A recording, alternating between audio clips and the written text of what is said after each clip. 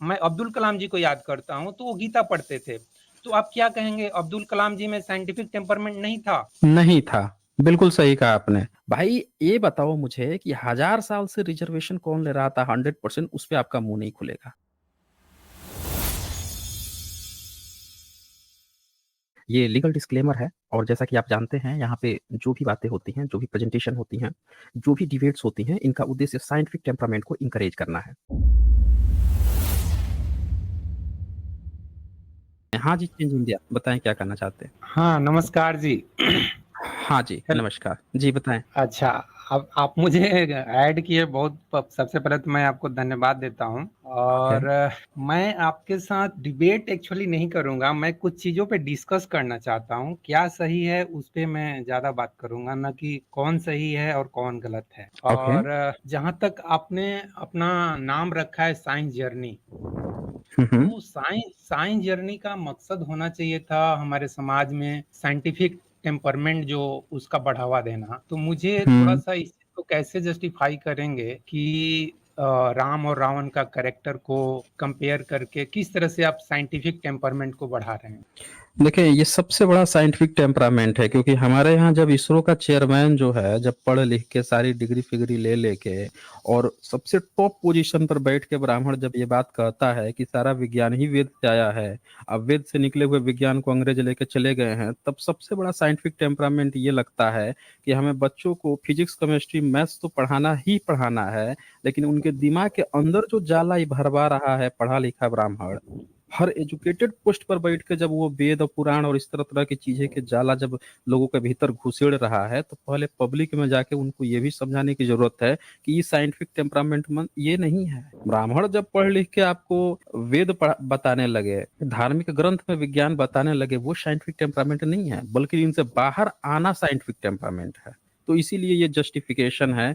हमारे लोग जो हैं, हमारा समाज जो है, वो दशहरा मनाता है, वो हत्या का जश्न मनाता है, उसके अंदर साइंटिफिक टेम्परामेंट नहीं है कि हम किसी की हत्या का जश्न को कैसे हम सेलिब्रेट कर रहे हैं। ऐसे में हम उसको फिजिक्स केमिस्ट्री मैथ्स भी बता दें, वो पढ़ भी ले, आ जाके फिर सोचे कि यार वेद ही सही है, रामायण ही सही है, महाभारत ही सही है, तो हम क्या करेंगे उस साइंटिफिक टेम्परामेंट की?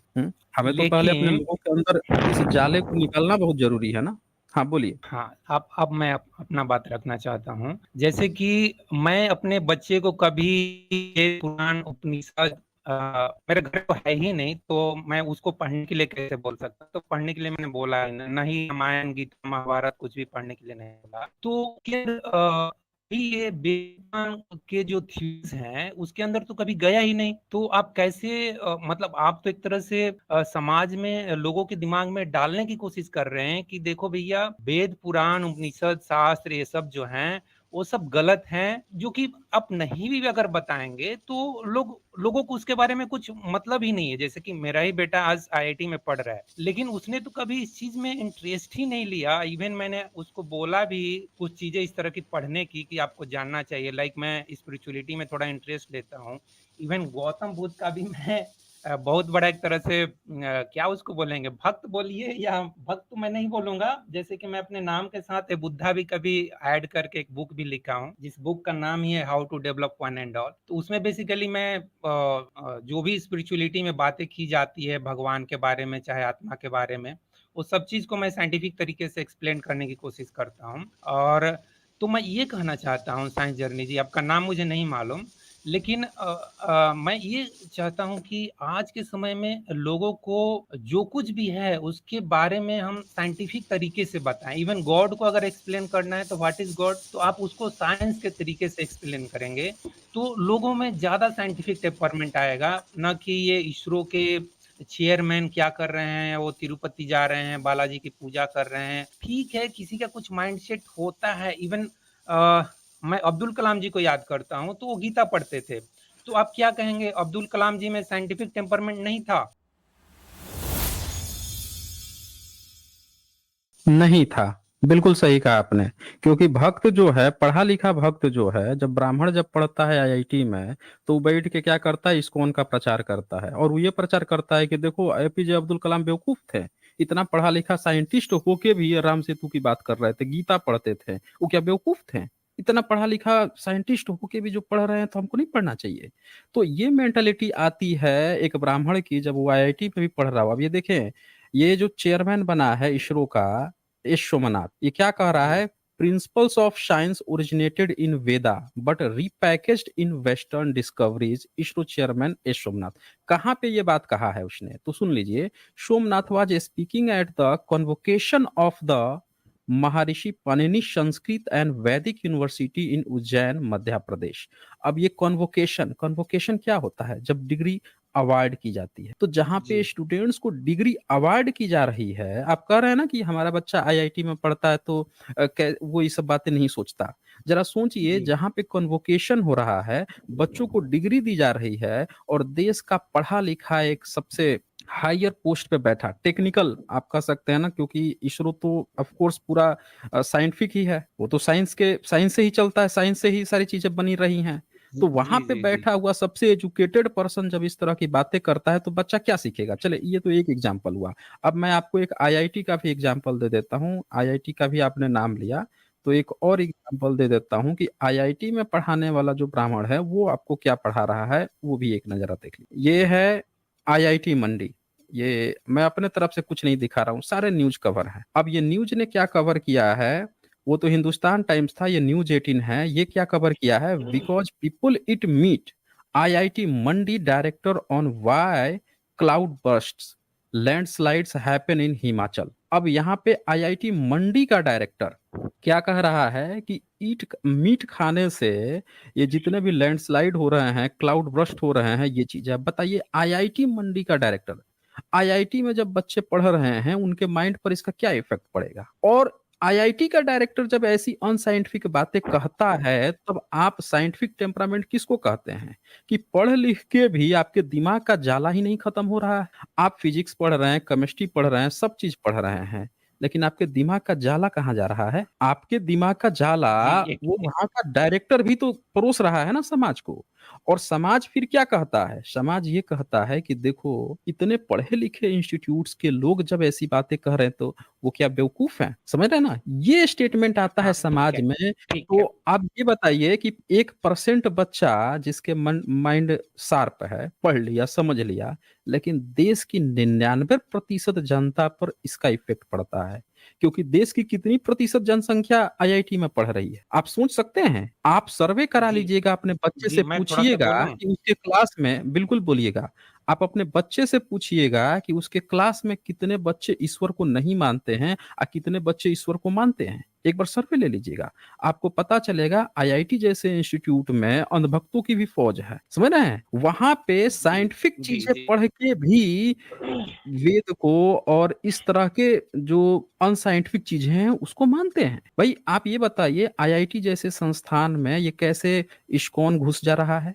ये कैसे वैदिक वाले घुस जा रहे हैं, जाके वहां पे अपने अपने आख्यान दे रहे हैं? और ये कैसे वहाँ का आईआईटी कानपुर का एक प्रोफेसर था, वो तो राम का वो बता रहा था कि राम जो है 7,000 साल पहले आए हैं। वो तरह तरह के वो बता रहा था, उसको मैंने डिबंक किया है, कैसे उसकी क्या लॉजिकल फालसी उसने इस्तेमाल किया। आईआईटी कानपुर का प्रोफेसर है, सोचिए। उसको मुझे डिबंक करना पड़ा जब मैं अपने जिंदगी का 29वां वीडियो बना रहा था इस चैनल पे 4 साल पहले। 29th नंबर वीडियो में मैंने उसको डिबंक किया। तो ऐसे ऐसे लोग जो हैं, जब आईआईटी में बैठा हुआ जब ब्राह्मण जब इस तरह की बातें करता है, और आप कह रहे हैं कि हम कैसे जस्टिफाई करेंगे कि ये साइंस से हम क्या करें? यहाँ पे बच्चों को फिजिक्स केमिस्ट्री मैथ्स बताएं, और बच्चा जो है फिजिक्स केमिस्ट्री मैथ्स पढ़ के अब फिर वो इसरो का चेयरमैन बन जाए, फिर कहीं कहीं अच्छे पोस्ट पर जाए, जाके कहे कि भाई वेद से विज्ञान आया है। ये तो पूरा का पूरा जो पश्चिम के वैज्ञानिक इसी से पैकेज करके ले गए हैं। कहाँ से आएगा साइंटिफिक टेम्परामेंट? ठीक एपीजे अब्दुल कलाम जैसा व्यक्ति पढ़ ठीक लिख है, कर राम सेतु की बात करता है। अब इसका हम क्या करें? उनके साइंटिफिक टेम्परामेंट का हम क्या करें फिर? जी बताइए, चेंज इंडिया। ठीक है। अभी मैं आपको गौतम बुद्धा के का एक इंसिडेंट बताता हूँ। आप गौतम बुद्धा को तो काफ़ी पसंद करते हैं, उनकी फ़िलॉसफ़ी को, नहीं, उनके वे ऑफ लाइफ़ को। तो गौतम आपकी बुद्ध सोच हो सकती है। देखें, जी, चेंज इंडिया, आपका यहाँ पे क्या सोच है मैं बताता हूँ जी। आपकी क्या सोच है। आपकी सोच क्या है कि आप, मैं पक्का बताता हूँ, आप जनरल वर्ग से आते हैं, कह दीजिए कि नहीं आते हैं। नहीं आते हैं। आप किस में आते हैं? मैं आता मैं आता हूँ, उसको क्या बोलते हैं, ब्राह्मण, क्षत्रिय, उसके बाद क्या होता है, वैश्य। हाँ, वैश्य हम्म। में आता हूँ जी। तो वही जी, तो बोल रहा हूँ, वैश्य वैश्य वर्ग तो में जनरल में आता बाकायदा है ना। कुर्मी, वैश्य में कुर्मी एक जाति होती है। हम्म। तो कुर्मी जाति आपको तो अब मालूम बहुत होगी सारी तो शायद, जनरल में आती है। जो कि खेती कुर्मी में खेती का काम कुर्मी में करते हैं कई जो जाति बिहार में। जनरल में आती है ना, कुर्मी की कई हाँ, जातियां लाइक जो उधर हैं वो आती है जनरल में आती हैं। गुजरात में, गुजरात हम्म। हम्म। गुजरात हम्म। में आती है। ऐसे मेरा ओबीसी कैटेगरी होता है, ठीक है? ओके। तो हम्म। गौतम गौतम बुद्धा के लाइफ की एक घटना है, और उस घटना से आप थोड़ा-सा समझने का कोशिश कीजिएगा गौतम बुद्धा की साइकोलॉजी क्या थी। वो एक गाँव में जाते हम्म। हैं और वहाँ गाँव में लोग उनकी काफ़ी इंसल्ट करते हैं। ऑफ कोर्स उनको गाली देते थे, उनको भला-बुरा बोलते थे कि यार आप अपना लाइफ भी बर्बाद कर रहे हो और दूसरे वाला काम-धंधा बंद करो, ऐसा ही कुछ बोलते होंगे। और हम्म। भी बहुत सारा उनको इंसल्ट किया गया, और फिर गौतम बुद्ध अपने शिष्य आनंद को बोलते हैं कि जब गाँव से बाहर आते हैं तो बोलते हैं यार इस गाँव के जो लोग हैं ना, इस गाँव में ही सिमटे रहें। तो फिर वो नेक्स्ट गाँव में जाते हैं, और वहाँ पे जाते हैं तो उनकी काफ़ी लोग इज़्ज़त करते हैं, उनकी बातों को ध्यान से सुनते हैं, क्या अध्यात्म है, क्या आत्मा है या क्या अवेयरनेस है, जो कुछ भी वो समझाते थे। खासकर उनका तो जीवन दुःख है और दुःख का एक कारण है, निवारण है, एक मार्ग है, इस तरह की उनका बेसिक फिलॉसफी ही है। तो जब गाँव से बाहर निकलते हैं, उनकी वहाँ पे काफ़ी लोग ध्यान से सुनते हैं, तो गाँव से जब बाहर निकलने के बाद वो बोलते हैं इस गाँव के लोग मैं चाहता हूँ कि बिखर जाएँ। तो आनंद उनसे पूछते हैं कि आप ऐसा क्यों बोल रहे हैं? तथागत जो भी संबोधित करते होंगे, तो बोले कि यार ऐसा है कि पिछले गाँव में अगर लोग बिखर जाएँगे, मतलब अगर वहाँ के लोग बुरे हैं और बुराई को अगर हम बिखरने का मौका देंगे, तो बुराई बहुत ज़्यादा फैल जाएगी, और अच्छे लोग अगर बिखरेंगे, तो अच्छाई बिखरेगी, अच्छाई एक खुशबू की तरह फैलेगी। तो गौतम बुद्धा का ये जो लाइफ का इंसिडेंट है ना, मुझे काफ़ी प्रभावित करता है कि गौतम बुद्धा की थिंकिंग क्या थी कि समाज में हम जितना ही अच्छाई को, गुणवत्ता को, अच्छी-अच्छी बातों को, अच्छी-अच्छी चीज़ों को जितना ही बढ़ावा देंगे, उतना ही वो चीज़ें फैलेगी। अब जैसा कि आपने बोला कि मैं अपने लड़के को ऑफ कोर्स इन सब चीज़ों के बारे में तो अभी बचपन में क्या बताया जाएगा, कोई मतलब ही नहीं है। इवन वो बड़ा होके कभी इंटरेस्ट लेगा ही नहीं, क्योंकि मैं उसको कुछ इस तरह की बुक पढ़ने के लिए भी बोलता हूँ, खासकर रजनीश और कृष्णमूर्ति की बुक पढ़ना चाहिए, मैं तो समझता हूँ। आप भी शायद पढ़ते होंगे, पढ़े होंगे कभी। दोनों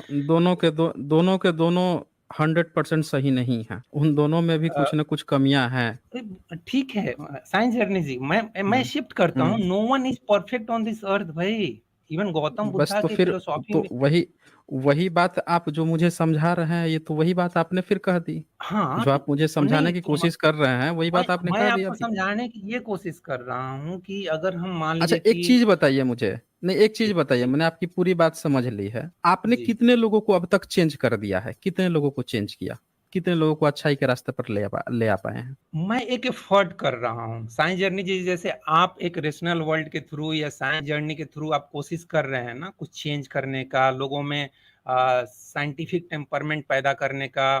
जो कुछ भी अंधविश्वास है, रूढ़िवादिता है हमारे समाज में, खासकर हिंदू धर्म में, उसको आप दूर करने का प्रयास कर रहे हैं।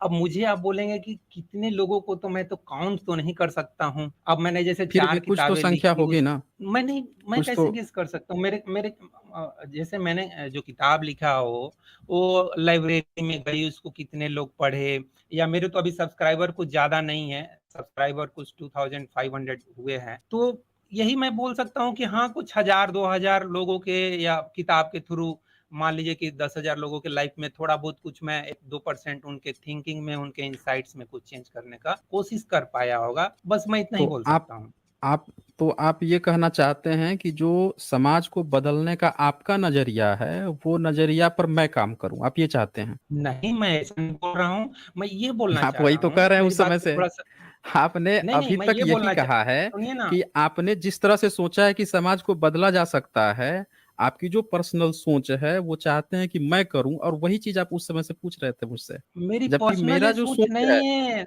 मेरी जबकि पर्सनल मेरा सोच नहीं है, आपकी खुद पर्सनल खुद सोच है, गौतम सुनिए मैं बुद्ध बताता हूँ खौ आपको। खुद गौतम गौतम बुद्ध, बुद्ध की सुनिए भी मेरी यही बात, साइकोलॉजी मेरी थी। बात सुनिए आप। गौतम जी, बुद्ध की यही साइकोलॉजी रही होगी जो आप सोचते हैं, हो सकता है वो भी नहीं रही होगी। गौतम बुद्ध जब पूरी दुनिया में फैले थे, अगर जी, गौतम बुद्ध की यही फिलॉसफी होती तो आप अपने बच्चे को गौतम बुद्ध की किताब देते, न कि रजनीश ओशो और उस कृष्णा मूर्ति की जिसकी खाल खींची जा चुकी है। समझ रहे हैं ना? तो आप नहीं, ऐसे आप लोगों की बोलिए। किताब दे रहे हैं, खुद सुन लीजिए मेरी बात, आप खुद ऐसे हाँ, हाँ। लोगों की किताब दे रहे हैं जो खुद ही संदेहास्पद हैं, जबकि आप गौतम बुद्ध की किताब अपने बच्चे को नहीं दे रहे हैं और आप कह रहे हैं कि गौतम बुद्ध की यही सोच थी थिंकिंग की। देखें चेंज इंडिया जी, आप मैं समझता हूँ आपकी बात को, आपको इस बात से दर्द उठता होगा कि ये जो समाज में जो अंधविश्वास फैला है कि लोग रावण को मानते हैं, लोग राम को मानते हैं, इस पर क्यों बात हो रही है। मैं समझ सकता हूँ ये बहुत लोगों को दर्द इस बात का उठता है कि हम लोग क्यों इसकी बात ही क्यों करते हैं, करनी ही नहीं चाहिए। मतलब अगर सामने से आंधी तूफान आ रहा है तो शुतुरमुर्ग की तरह सबसे अच्छा उपाय है कि सर जो है बालू के भीतर घुसेड़ दीजिए और दिखाई ही ना दे। और फिर आप बात कहिए कि अरे सब चीज चंगा भलीसी, सब चीज चंगा है भाई, हर चीज चंगा है, और फिर अपनी कुछ अच्छी अच्छी नहीं, बातें करते रहे, नहीं। इससे समाज आ, नहीं बदलता है। चेंज इंडिया, इससे आप समाज नहीं बदलता है। देखिए सुनिए, जब जब आप ज्यादा प्रहार करेंगे समाज पर, जितने लोगों को दर्द होगा, समझ रहे हैं ना, ये मेरा कथन भी नहीं है, ये एक एथिस्ट का कथन है, शायद सैम हैरिस का ये कथन है कि हम मुझे सबसे बड़ा दुख इस बात का है कि हम ऐसे समाज में रह रहे हैं जहां पे मुझे सच बोलने पर दुनिया की 80-98% फीसदी जो है, 80% फीसदी जो है उसकी आस्था को चोट पहुंचती है। मुझे इस बात का बहुत बड़ा दुख है कि मुझे सच बोलते हुए भी 80% लोगों की आस्था आहत करनी पड़ती है, समझ रहे हैं ना। तो इसका, हाँ, इस हाँ, मैं स्टेटमेंट आपकी का बात क्या समझ। मतलब है, इस स्टेटमेंट का ये मतलब है कि अगर हम ये सोचेंगे ना कि समाज को दुख पहुंचेगा, तो भाई ऐसा तो एक समय में बाल विवाह भी था, एक समय में तो सती प्रथा भी थी, एक समय में तो ओबीसी को रिजर्वेशन नहीं मिलता था, एससी एसटी समाज का इतना बुरा दशा था। जिन लोगों ने इस पे काम किया उसने तो लाठी डंडे भी खाए, गालियां खाई, खूब खाई हैं, कईयों ने जान भी देने पड़े हैं। लेकिन इसका मतलब क्या वो लोग लड़े नहीं, लड़े तब तो अधिकार दिलवा पाए ना। अब हम ये सोच के बैठ जाएं कि भाई उससे ना उन लोगों को दिक्कत हो रहा है, उनको दिक्कत हो रहा है, उनको, अरे भैया तो समाज इससे नहीं चेंज होता है। देखिए उस भले उसको दिक्कत हो रहा है, लेकिन आज से ना 50 साल बाद उसके भी बच्चों को बहुत फायदा होगा। उसका बच्चा भी एक ऐसे समाज में जी पाएगा जो सोचेगा कि यार हमारे पूर्वज भले खराब थे, अब सब लोग समरसता से रह रहे हैं। यहाँ पे बात आज जिसको दिक्कत हो रही है ना हम लोगों की बातों से, उसके भी बच्चे का ये भला होगा जब इस देश से भेदभाव खत्म हो जाएगा। इस देश से जो द्वंस है भेदभाव का, छुआछूत का, और ये हम ऊंचे हम बड़े नीचे, ये सारी चीजें जब खत्म होगी, तो जो आज सबसे बड़ा जातिवादी है उसके भी बच्चे भविष्य में सुकून से रह पाएंगे। भले ही वो इस बात को नहीं समझ पा रहा है, भले ही इसके लिए कीमत हमेशा ही बहुजन समाज चुकाया है, हमेशा ही रविदास जी, हमेशा ही कबीरदास जी, नानक जी, ये लोग भले कीमत चुकाते आए हैं, तुकाराम जी, ये लोग कीमत चुकाते आए हैं, लेकिन फायदा हमेशा ही ब्राह्मणिकल सिस्टम को हुआ है। आज भी कीमत कौन चुकाता है? बहुजन समाज। आपको ये काम करना चाहिए था, आप नहीं कर रहे हैं, लेकिन नहीं, आप साइंस जो जर्नी काम जी, कर रहा मुझे है बोलने उससे का आप मौका सोचते देंगे? हैं। आप बोलिए मुझे ना, बोलने का बोलिए, मौका बिल्कुल देंगे? बोलिए आप जी, बोलिए जी, आप, बिल्कुल देखिए, बोलिए। समाज में चेंज कैसे आएगा, इस पे अगर आप बात करेंगे, मैं 2 बातें कहना चाहूँगा। एक, जैसे आपने आईटी की बात हम्म। किया, मैं अपने लड़के से बोला, पूछा कि यार तुम्हारे यहाँ तो एससी, एसटी, ओबीसी, जनरल हर एक वर्ग के बच्चे आते हैं पढ़ने, ब्राह्मण, शूद्र, क्षत्रिय, सब सभी वर्ग के बच्चे आते हैं, तो तुमको कुछ भेदभाव देखने को मिलता है? तो बोला कि नहीं, मुझे तो कुछ देखने को मिलता नहीं है, हम सभी दोस्ती यारी में अच्छे से खाते पीते हैं, घूमते फिरते हैं। तो अगर लोगों को आप साइंस पढ़ाएंगे, फिजिक्स, केमिस्ट्री, बायोलॉजी पढ़ाएंगे, तो एक बंदा जो बायोलॉजी थोड़ा ठीक से समझ ले कि हमारा बॉडी कैसे बना है, वो एटम्स को समझ ले, मॉलिक्यूल्स को समझ ले, हमारे सिस्टम को समझ ले, तो कैसे किसी एससी एसटी से नफरत कर सकता है? ये पहली बात। दूसरी बात, मैं एक ऑफिस में काम करता हूँ, बाकायदा मैं अपना आइडेंटिफिकेशन भी दे सकता हूँ, मैं इंडियन नेवी का एक स्टाफ हूँ। तो हम अपने ऑफिस में देखते हैं, वहाँ हिंदू, मुस्लिम, सिख, ईसाई, north Indian, south Indian, western, eastern, सभी ऑल इंडिया से काम कर रहे हैं, एससी एसटी ओबीसी, हर एक लोग काम कर रहे हैं। हम यार एससी एसटी के साथ में बैठ के खाना खा रहे हैं, एक ही थाली से खाना खा रहे हैं, समोसा उठा के खा रहे हैं, चाय पी रहे हैं। तो ये निश्चित रूप से जब हम लोगों को एजुकेट करेंगे, एजुकेट करने का मतलब वही है, सबसे ज्यादा जरूरी है साइंस का नॉलेज देना। जैसे कि मेरे लड़के ने बोला कि नहीं, मैं उसको एक इंटरव्यू लिया था यहाँ पे जब आया था, तो मैं उसके साथ खासकर आईआईटी के बच्चे किस तरह से तैयारी करे, सुसाइड ये सब कर रहे हैं, वो सब टॉपिक पे मैंने इसको क्वेश्चन किया था। तो एक क्वेश्चन भी मैंने उसको डाला कि वहाँ भेदभाव होते हैं, तो बोला कि नहीं, वहाँ पे इस तरह का भेदभाव नहीं होते हैं, और बल्कि बेहतर होगा कि ये क्वेश्चन है जानते हैं, हमसे ना पूछो। अब जी सुनिए सुनिए सुनिए, दरअसल जैसे जी आपकी बोलिए। सोच है ना, आपके बच्चे की भी सोच वैसी ही है। सच्चाई ये है कि ना आप सच्चाई जी, देख पा रहे हैं ना आपका बच्चा देख पा रहा है। पता है इसका कारण क्या है? वही हाल है मैं कि सामने सच्चाई। तूफान है। सुनिए, सुन लीजिए, चेंज इंडिया जी, सुन लीजिए मेरी बात। जी सच्चाई जी ये जी है बोलिए। कि आप भी आंखें आंखें बंद कर ली हैं, आपका बच्चा भी आंखें बंद कर लिया। सच्चाई ये है जो यहाँ पे न्यूज में छपा है। ये देखिए, ये न्यूज छाप रखा है इसने, how caste discrimination plagued IIT. The cast of IIT Delhi was preceded by cases in both IIT Bombay and Madras belonging to depressed classes. The hegemony of caste present in this institution has once again been highlighted, bringing this discussion to the forefront. ये जो है किस तरह से परेशान कर रहा है वहां पे आईआईटीज में जातिवाद, कास्ट डिस्क्रिमिनेशन, और इसीलिए वहां पे बच्चे जो हैं सुसाइड कर रहे हैं। ये पूरा आंकड़ा आउटलुक ने छापा है, यही नहीं सारे न्यूज़पेपर ने सर्वे छापी है।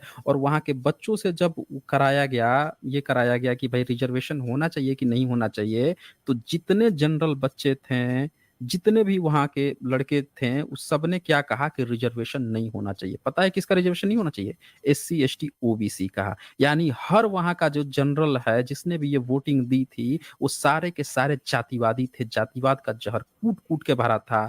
आपके बच्चे के साथ समोसा खा लिया, इसका मतलब ये नहीं है कि आपके ओबीसी पर वो कैंची नहीं चलाएगा रिजर्वेशन पे। समझ रहे हैं ना? आप जो आंखें बंद करके जो सोच रहे हैं, या आपका बच्चा जो सोच रहा है कि हमारे साथ जो है बैठ के समोसा खा लिया, चाय पी लिया तो जातिवाद नहीं किया, भैया वो आपके साथ समोसा और चाय पी के नीचे से आपका ओबीसी का रिजर्वेशन काटने का वोटिंग कर रहा है। तो ये चल रहा है SC ST OBC समाज के साथ कि हर जनरल बच्चा को ये बात पता है कि रिजर्वेशन नहीं होना चाहिए, क्योंकि ये रिजर्वेशन किसको मिल रहा है? पिछड़े को, जिसकी 1000 साल हम मार के रखे थे। SC ST को, जिसकी 1000 साल हम मार के रखे थे। पर SC ST OBC के 77 साल में ऐसे चने की झाड़ पे चढ़ गए हैं जिनको लग रहा है कि अरे हमारे साथ कोई भेदभाव ही नहीं हो रहा है। वो जनरल बच्चा को अच्छी तरह से पता है कि इसकी काटनी है हमको, लेकिन इनको क्या लग रहा है बड़े अच्छे हैं जी, कोई भेदभाव ही नहीं कर रहे हैं। तो आप जिस तरह से आंखें बंद कर लिए हैं एक्चुअल समाज के आईने से, पेपर वाले नहीं बंद किए हैं, सर्वे वाले नहीं बंद किए हैं। समझ रहे हैं ना? ठीक है। चेंज इंडिया, इसीलिए आपने लेट जितनी लेट भी मी। बातें कही हैं अभी तक, आपने जितनी भी बातें अभी तक कही हैं, सब एक दूसरे से रिलेटेड है कि कितना आप जो हैं आंखें बंद करके जी रहे हैं। जी आप आगे बोलिए। जी। हाँ ठीक है, मेरी आंखें बिल्कुल खुली है, और जैसा कि मैंने शुरुआत आपको गौतम बुद्धा की कहानी से भी किया था। ठीक है, आपका कहना है कि जितना हम जबरदस्त हथौड़ा मारेंगे उतना ही ज्यादा जागृति आती है हमारे इसमें। ठीक है, आपकी बातें कुछ हद तक सही भी, अलग अलग देखने का नजरिया होता है। जैसा कि हमको आजादी भी गरम दल नरम दल, दो तरह के दल थे, एक तरफ भगत सिंह थे, सुभाष चंद्र बोस थे, दूसरे तरफ गांधी जी भी थे, तो अलग अलग देखने का नजरिया है।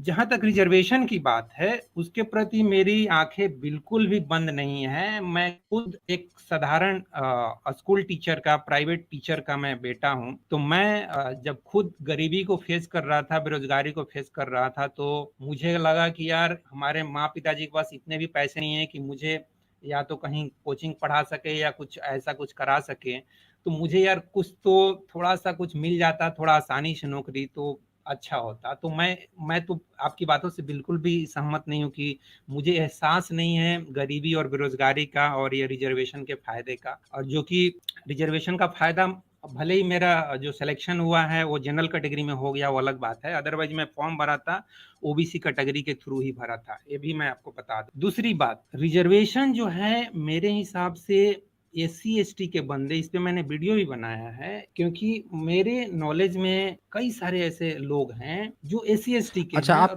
उनके बच्चे। आप चैनल का प्रचार करने आए हैं? बिल्कुल भी नहीं, आपसे बात करने आया हम्म। हूं। तो एस सी नहीं नहीं, एस टी वो आप आप जो है कैसा कस्टमर चाहते हैं अपने चैनल के लिए, वो भी क्लियर कर दीजिए। ऑफ कोर्स मेरा पर्पस आपको वही क्या है। लगता है? हम्म। हमारे समाज से जो भी ये दुर्भावना है, हमारे समाज में जाति और धर्म को मतलब लेके, चाहे हमारे समाज में, हाँ, जो कि बुद्ध का आप नाम ज्यादा लीजिए, बुद्ध का नाम लीजिए, लेकिन ये प्रचार कीजिए कि आईआईटी में जातिवाद नहीं है, जबकि सारी रिपोर्टें कह रही हैं कि कूट कूट बिल्कुल के जातिवाद भरा ये हुआ है। आप 1-2 घटना को हम्म। इतना ज़्यादा हाइलाइट करेंगे, तो सुनिए, कैसे होगा? एक दो बताइए घटना, संजय अच्छा जी। एक हाँ। चेंज इंडिया, अच्छा मान आपने लीजिए इसको एक दो हर घटना एक साल कहा। एक घटना। सुनिए, हाँ, एक एक मिनट, हाँ, हाँ। आपने इसको एक दो घटना कहा। हाँ, तो आपने मतलब इसको आप क्या एक दो कहना घटना चाह रहे हैं कहा। कि आप हर एक एक बात साल बताइए जितने भी मुझे, नहीं आईआईटी एक बात एनआई मुझे हर एक। बताइए, एक बात जी। बताइए मुझे, क्या आपको पता है ब्रिटेन जैसा जो देश है वहां की जनसंख्या कितनी है? और वहां के एक व्यक्ति को अगर मौत हो जाती है, उसका एक व्यक्ति अगर किसी दूसरे देश में फंस जाता है, तो उसके लिए वहां की सरकार क्या करती है? आपको आइडिया है तनिक भी? विदेशों में बिल्कुल आइडिया जितने है, भी देश हैं उनके क्या करती है फिर? उसका एक भी बंदा बिल्कुल किसी आइडिया है, दूसरे देश में फंस जाए तो क्या करती है वो? बता दीजिए। बिल्कुल आइडिया है। क्या मैं क्या जो करती बोलना है चाह रहा हूँ, ब्रिटेन? ब्रिटेन क्या करता है? ब्रिटेन क्या करता है बचाती है अगर भाई। उसकी एक बचाती है ना, पूरा कोई भी ऊपर से गवर्नमेंट हो, नीचे वो तक इंडियन सुनिए। गवर्नमेंट हो, चाहे कोई भी गवर्नमेंट हो, इंडियन बचाने का ही गवर्नमेंट सुन कोशिश करेगी। लीजिए, सुनिए सुनिए, पूरा ठीक है, एक बोलिए। भी उसका बंदा अगर किसी दूसरे देश में फंस गया, तो वो इतने पैसे खर्च करेगी, जमीन से आसमान एक कर देगी कि ये ब्रिटेन का नागरिक है। और आप यहाँ पे पता है क्या कह रहे हैं? यहाँ पे बच्चे, एससी एसटी बच्चे यहाँ सुसाइड कर रहे हैं, उनके साथ जातिवाद हो रहा है। और आपने क्या कहा अभी, एक दो घटनाएं? अरे भैया, विदेश के कई जो राष्ट्र हैं हिल जाते हैं उनका एक दो बच्चे अगर कहीं पे फंस जाए, लेकिन यहाँ पे किसका बच्चा फंसा? एससी एसटी ओबीसी का। तो वहां पे आप क्या कह रहे हैं, एक दो घटनाएं? एक दो घटनाएं हैं। आपको पता है नाला साफ करने के लिए जो मैनुअल एक्सक्वेंजिंग होती है उससे हर साल कितने लोग मरते हैं? आपको इसका तनिक भी आइडिया है?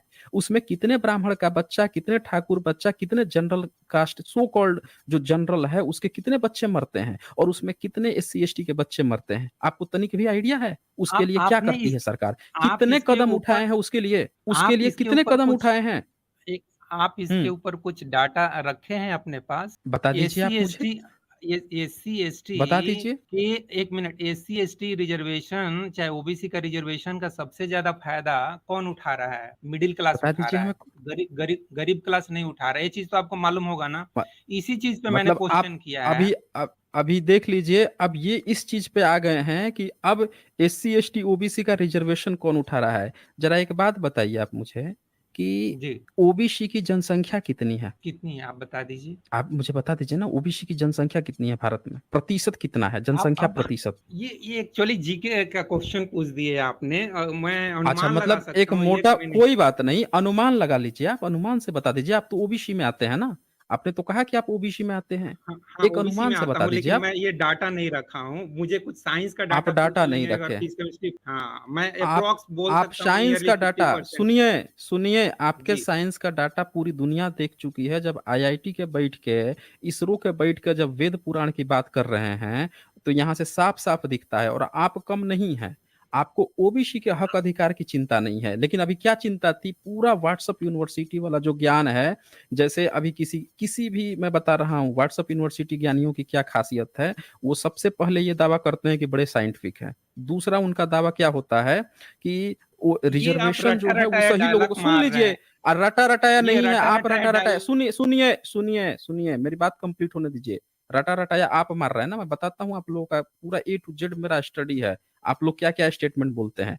आप आईआईटी आईटी कर रहे थे ना, मैं सुनता बताता हूँ आपका कहानी क्या होता है। दूसरा आप लोगों का क्या स्टेटमेंट होता है कि रिजर्वेशन ना सही इंसान को नहीं मिल रहा है, एक गलत लोगों को रिजर्वेशन का फायदा उठा रहे हैं। तीसरा स्टेटमेंट क्या होता है कि जो आप लोग इस सारी बातें बताने के बाद से क्या कहोगे आप, पूरा ओवरऑल क्या होगा कि गलतियां जो है ना एससी एसटी ओबीसी में ही है। भाई ये बताओ मुझे कि 1000 साल से रिजर्वेशन कौन ले रहा था 100%? उस पे आपका मुंह नहीं खुलेगा। ये पूरा का पूरा जो है शंकराचार्य बन के सारे मंदिरों पे, इतने सारे लाखों लाखों मंदिर पे इतने मोटे मोटे पैकेज बैठे हुए हैं, अकेले एक जाति के उठा रहे हैं, उस पे आपका मुंह नहीं खुलेगा। अभी जब ये डाटा आया कि मैनुअल एक्सक्वेंजिंग में जो नाले साफ कर रहे हैं उसमें कितने लोगों की मौत हो रही है, उस पे आपका कोई डाटा नहीं आया। भाई ये भी तो रिजर्वेशन है। रिजर्वेशन तो वो भी है कि इसमें नाला साफ यही क्यों करेंगे? ब्राह्मणों से भी करा लो, शंकराचार्यों से भी तो कभी लगाओ नाला साफ करने के लिए, वो भी तो देखें। भाई सारा का सारा जो है फायदा नाला साफ करने का एससी एसटी ही क्यों उठाएं? कभी उनको भी तो लगाओ, ब्राह्मणों को भी तो लगाओ, उनको भी तो मौका देना चाहिए। काहे नहीं दे रहे हैं मौका? और हमेशा शंकराचार्य वही क्यों बनेगा? कभी एससी एसटी को भी तो लगाओ। हम भी तो चाहते हैं ना इक्वालिटी आए। आपका पूरा का पूरा फोकस कहाँ पे है? तो जितने देश के संस्थान है, सारी चीजें वहां पे आप नहीं बात करेंगे। मिडिल वर्ग उठा रहा है, अरे भैया मिडिल वर्ग उठा रहा है तो हम तो कह ही रहे हैं कि जब आप ईडब्ल्यूएस सुदामा कोटा ला सकते हैं, जिसको आप वो गरीबी हटाओ के नाम पर लेकर आ रहे हैं, तो आप जो है इस पर क्यों नहीं अप्लाई कर सकते हैं कि नाला साफ करने के लिए कंपल्सरी कर दे कि इतने ब्राह्मणों को नाला साफ करना ही पड़ेगा? ये क्यों नियम नहीं बना दिए? गरीबी दूर करते ना, उसमें पैकेज अच्छा कर देते नाला साफ करने का। क्या नाला साफ करो, हम तुमको अच्छा गरीबी दूर करेंगे, काहे नहीं किए आप हमेशा आप लोग जो हैं, आप मुझे डाउट है कि आप कोई वो हैं ओबीसी में भी हैं। आपने अभी एक स्टेटमेंट कहा कि आप ओबीसी हैं पर जनरल से आ गए। अरे ऐसे कोई भी हो सकता है, फिर उसको अपने को ओबीसी कहने की जरूरत नहीं पड़ेगी। जनरल में आ गए ना आप, ओबीसी कहने की क्या जरूरत है फिर? वो ओबीसी का मतलब ही हुआ है कि जो बैकवर्ड क्लास है उसको जो दिया जा रहा है। जब आप जनरल में आ ही गए हैं तो आपको उसको बोलने की क्या जरूरत है कि हम ओबीसी में आके जानबूझकर लोगों को गुमराह करना है? और आप लोगों का क्या स्टेटमेंट होता है? और दो चार स्टेटमेंट हैं बहुत बढ़िया बढ़िया आप लोगों के, बिल्कुल बिल्कुल रीपैकेज्ड है कि यही यही स्टेटमेंट आप लोग बोलोगे। रिजर्वेशन पर जैसे बात आएगी तैसे कहोगे सही लोगों को नहीं मिल रहा। पर आप मुझे एक बार बता दीजिए कि ईडब्ल्यूएस पर आपका मुंह खुला कि ईडब्ल्यूएस का कौन फायदा ले रहा है? जरा यही बता दीजिए, ईडब्ल्यूएस रिजर्वेशन का सबसे ज्यादा फायदा कौन ले रहा है? आप बता सकते हैं चेंज इंडिया? हाँ, साईं जर्नी जी, मैं बोलूँ? EWS hello. रिजर्वेशन का सबसे ज्यादा फायदा कौन ले रहा है? Of course middle class and higher class वाले ले रहे हैं। मिडिल क्लास और हायर क्लास वाले ले रहे हैं। तो हाँ, आपने विरोध किया इसका? ईडब्ल्यूएस रिजर्वेशन का विरोध किया आपने? मैं बिल्कुल विरोध करता हूँ, मैं बिल्कुल अच्छा, विरोध आपने करता हूँ। विरोध किया। आप विरोध जी, करते हैं तो फिर तो आप एससी एसटी ओबीसी के भी रिजर्वेशन का विरोध करते होंगे। मैं इसको इस तरह से विरोध किया, जैसे कि मेरे अच्छा, एक दोस्त एससी हैं, एसटी उनका ओबीसी को, बेटा। मतलब एससी हाँ, एसटी ओबीसी के रिजर्वेशन को आपने विरोध किया किस आधार पर? म मेरा पॉइंट सुन लीजिए। हाँ, मेरे एक बता दीजिए। दोस्त हैं, उनका लड़का एसटी हम्म, है, वो मतलब वो एसटी है वो, और अच्छा। उनका लड़का भी आईआईटी में हम्म, है, और हम हम्म, दोनों ऐसी ही बातचीत कर रहे थे। तो उन्होंने हम्म, बोला कि मेरे लड़के को लगभग 30 लाख का पर एनम का पैकेज मिल जाएगा। तो मैंने बोला हम्म, कि वाओ! बहुत खुशी की बात है कि मैं तो इतना एक्सपेक्ट नहीं करता हूँ। मुझे तो अगर 15 से 10 से 15 के बीच में भी मेरे लड़के को मिल जाता है तो मुझे काफ़ी खुशी होगी। और एक गुड हम्म, न्यूज़ आपको शेयर करना चाहता हूँ कि अभी 2 दिन पहले ही उनसे बात हुई, और वो बोले कि उनका कुछ टेक्सास कंपनी है, उसमें उनके लड़के को कुछ 33 लाख पर एनम का पैकेज मिल गया है। उनके लड़के का नाम भी हम्म। मैं बोल सकता हूँ, रोहित है। यहीं पे वो ने उनके पापा जो हैं बिहार। पर्सनल डिटेल्स किसी के शेयर करने की नहीं जरूरत है। ठीक है, ऐसे कोई किसी की भी कोई पर्सनल समझ नहीं डिटेल्स ना शेयर पाएगा। करें। हाँ, मतलब नहीं रियल नहीं, मैं कोई क्या बात नहीं। करता हूँ। फिर भी आप किसी की पर्सनल वो ना डिस्क्लोज करें। एक जी, बात जी, और जी। बताइए मुझे। तो एक रियल बात लाइफ और का बताइए। एक्सपीरियंस मैं नहीं, एक शेयर एक करता बात हूँ। और जी, बताइए। नहीं नहीं, रियल लाइफ बताए हैं ना आप, अब रियल लाइफ में भी आपको एक बताता हूँ। जो टेक्सास जी। कंपनी आपने बताया वो इंडिया में है या यूएसए में? यूएस फॉरेन कंपनी है। हाँ, मतलब यूएसए में ना। जी। अच्छा, एक बात बताइए मुझे कि यूएसए जो है वहां पे जातिवाद कौन लेके गया है? वहां पे जातिवाद क्यों कर रहा है? भारत में तो जातिवाद था ही था, यूएसए में हाँ, जातिवाद कौन लेके गया है? ये भी जरा क्लियर कर दीजिए। ये यूएसए में इतना जातिवाद कौन फैला रहा है? अब वहाँ क्रिश्चियन धर्म वाले ज़्यादा होंगे तो वो लोग ही फैला रहे होंगे, और बाकी हाँ, जो इंडियन वाले फैलाए सुन होंगे। लीजिए साथियों। साथियों सुन जी। लीजिए, इन्होंने बताया कि ये बहुत हाईली एजुकेटेड हैं, फिजिक्स केमिस्ट्री मैथ्स की बातें कर रहे थे, और ये बता रहे फिजिक्स, थे केमिस्ट्री, बच्चा हमारा मैथ आप। का। अब सुनिए चेंज इंडिया सुन लीजिए, जी, ये जी, देखिए आंकड़ा जी। देखिए, पढ़िए, ये पढ़िए क्या लिखा हुआ है, पढ़िए। Inside the movement to ban caste discrimination across the US.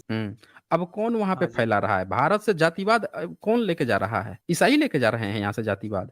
ईसाई जातिवाद वहां फैलाते हैं। वहां पे जो कास्ट डिस्क्रिमिनेशन के लिए कई वहां के स्टेट्स ने नियम बनाया, कानून पास किया। पता नहीं आप कौन सी दुनिया में रह रहे हैं।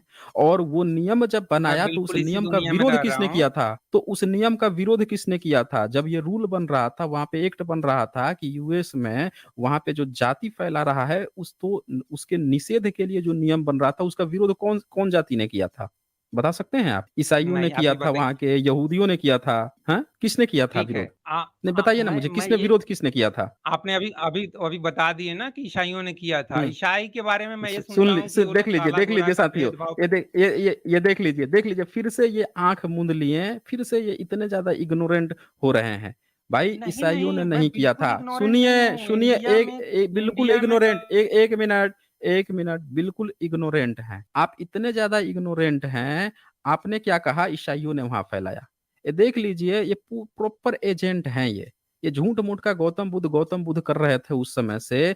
ये व्यक्ति जो है, इनको ये तक नहीं पता है कि वहां पे जब जब जातिगत भेदभाव पे जो नियम कानून बनाए जा रहे थे, उसका विरोध कौन कर रहा था? यहाँ का ब्राह्मणवादी कर रहा था। और उसका सपोर्ट कौन कर रहे थे? तो यहाँ के जो SC ST OBC के तबके के लोग हैं, वो लोग सपोर्ट कर रहे थे, क्योंकि उनके साथ वहां पे जाके ब्राह्मणवादी भेदभाव कर रहा था। और ये बात अमेरिका के लोगों को भी पता चल गई, यूरोप के लोगों को भी पता चल गई कि भारत से जो ब्राह्मणवादी आता है, आपके जैसे लोग जो यहाँ पे आके आप इतना प्रवचन दे रहे हैं ना, ये अमेरिका तक को पता चल गया कि वो अच्छे अच्छे पैकेज देके जिनको बुला रहा है, वहां पे जाके आप क्या यहाँ से लेके जा रहा है? तो दो चीज जरूर लेके जा रहा है, एक अचार और दूसरा अपना विचार, यानी अपना जातिवाद। समझ रहे ना? तो उसने हाँ, स्पेशल साईं कानून जन बनाना शुरू कर दिया। सुन लीजिए, कानून बनवा दिया उसने। वहां कानून बना के उसने रोका है कि भैया ये ब्राह्मणवादी जो है, यहाँ पे भी आके अपना विचार, यानी अपने जातीय जो मानसिकता है उसकी, जातंकवादी जो आतंकवादी है, जातियों का जो आतंकवादी अपनी मानसिकता नहीं छोड़ रहा है, उस पर उसने कानून बनाया है। और आप कह रहे हैं कि ईसाइयों ने बना दिया? इतने ज्यादा इग्नोरेंट, आपको पता ही नहीं चला ये सारी बातें, कि अमेरिका और कई देश जो हैं जातियों पर वो अपना कानून बनाए हैं, कि भारत से ये ब्राह्मणवादी आके यहाँ जातीय व्यवस्था कर रहा है, यहाँ वहाँ के जो SC ST आते हैं उनके साथ जातीय भेदभाव करता है। ये आपको पता ही नहीं था? बोल रहे कि ईसाई कर रहे हैं। क्यों चेंज इंडिया जी? बताइए तो जरा इस बात को। हाँ, मैं बात आपको ये बात करूँ? पता ही नहीं थी? मैं बात करूँ? तो मैंने हाँ, मना तो नहीं ठीक है, किया कि अब साईं मत बात जर्नी कीजिए। जी। हम्म। हाँ, नहीं, नहीं, ऐसे म्यूट ऐसे आप म्यूट दूर करेंगे थोड़ा समाज से ऐसे आप दूर करेंगे जातिवाद को? मुझे बोलने आप तो समाज दीजिए, से, मुझे तो बोलने अब दीजिए। कितना बोलिएगा?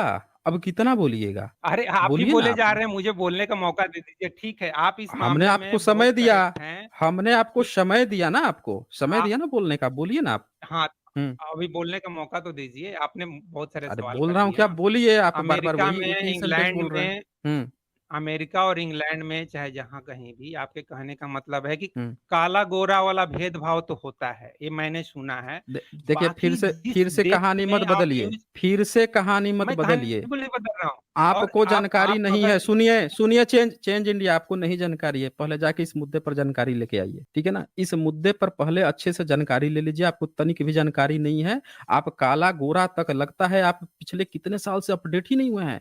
आपने आके यहाँ पे सरेआम झूठ बोला है कि आपका बच्चा कोई IIT में साइंस पढ़ता है, जर्नी उससे जी, आपने पूछा वहां पे। सुनिए मेरी बात।